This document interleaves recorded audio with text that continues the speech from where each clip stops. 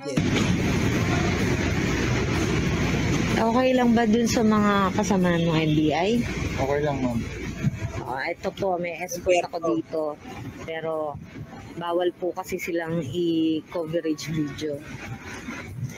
Okay naman, pinayagan naman ako dito mag Pinayagan live daw coverage. Diba the fake? Pakiantabay na lang sir, si Nani Patosa. Okay lang naman ako dito.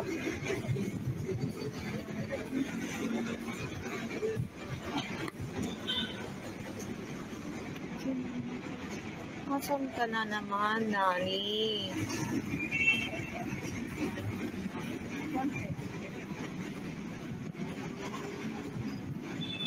Wala pong ibang entrance ha, mga kaibigan. Ito lang po. Isa lang po ang dadaanan. Kaya